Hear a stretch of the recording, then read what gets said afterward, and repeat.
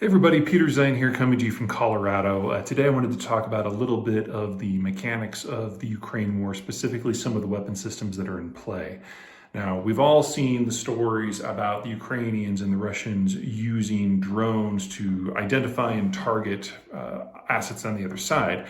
But the new news is that the Russians are having so much of a problem with their own drones and so much difficulty replacing the ones they've lost, they have turned to a most unexpected source for materials. Not going into the international market in the traditional sense, not going to the Chinese, going to the Iranians, who are not exactly what I would consider a modern industrial power.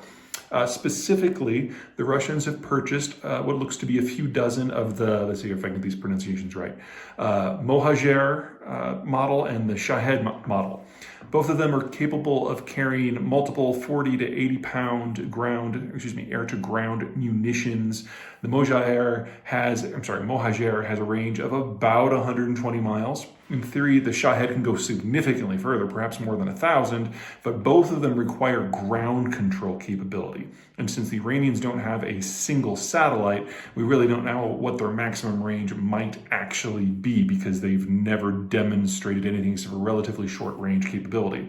More importantly, both of these new drones, new to the Russians, require runways for takeoff and landing, so they can't be used in an advanced position. They're more to be used as kind of a replacement for fighter bombers in places where you know there's going to be a target-rich environment, which is not the sort of environment the Russians have really been dealing with, and certainly not the kind that the Ukrainians have been dealing with, because then they would need the runways. Anyway, some folks are a little bit nervous about anything that puts Iran and Russia into the same sentence, but I'm really not. Iran is not an industrial power. They have manufactured less than 300 of these things for their own, and even if all 300 were suddenly to be thrown into the Ukraine war, the restrictions on where they can operate and what they can do means that they're probably not going to be having a big impact on any particular battlefield, even if they work well. And some of the reports that we've gotten out so far suggest that they're absolutely not working all that well. If anything, I see this as an extremely enlightening sign of just how much trouble the Russians are in with their industrial and technical collapses. It's clear from the sort of equipment that the Russians are bringing in that they can't replace anything at scale. And so they're dusting off tanks that were built in the 60s and haven't been modernized since the late 70s to be their new mainline tanks.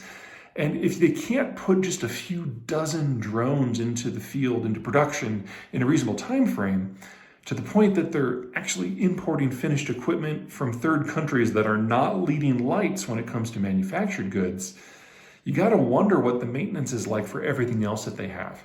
So, for example, think artillery. This is how the Russians have been fighting the war to this point. They're using over 40,000 shells a day. And most barrels, once they fire 1,000 to 2,000 shells, that's it. They're done. You have to take them out of commission and replace them. And with some of the older equipment that the Russians are using, they can never even get to that 1,000. 600 might be as far as you can go.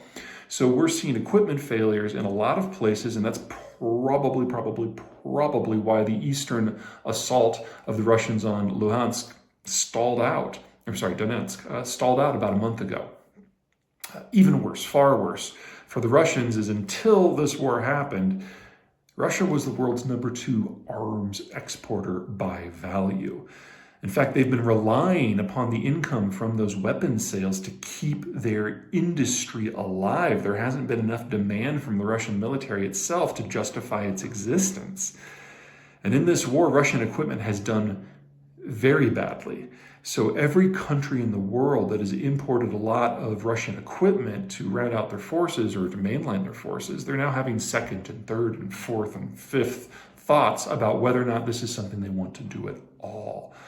In particular, we should be watching the Indians, because India is the only country that has actually provided the seed and development capital that's necessary to develop some of the more advanced weapon systems, whether it's jets or helicopters or cruise missiles, and they're in the process of backing away from almost all of it. And that is their the Russians' #1 market right there. About the only thing about this weapon sales from Iran to Russia that I see that I'm a little bit concerned about is that ground connection thing. Now, Iranians have to have basically a line of sight, so there has to be a ground station that can communicate with the the drone. In the United States, we use satellites. The Iranians don't have a satellite, but the Russians do. So the Iranians here are probably going to get a lot of great technical data on what it means when you can integrate one of their hardware systems with someone else's communications network. And down the road, that is likely to provide a bit of a boost to the Iranian weapons industry. That's not a problem for today. That's a problem for later. But if you're going to worry about some aspect of that, that's probably what you'd be concerned about. Okay, that's it for me.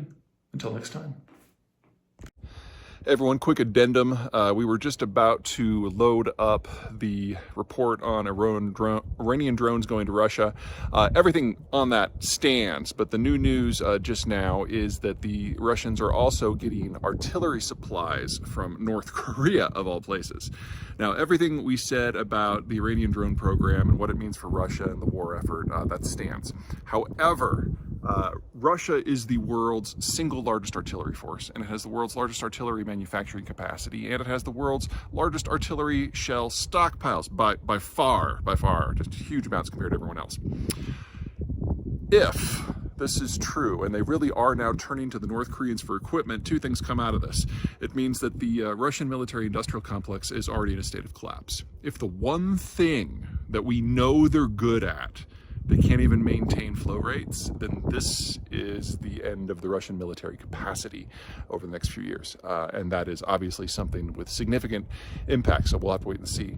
Second, we haven't gotten a good look at the inside of the North Korean military complex since 1953, the last time they were involved in general hostilities.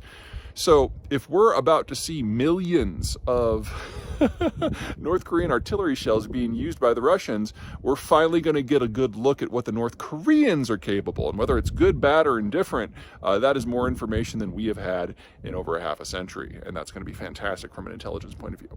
Okay, that's it. For real. Take care.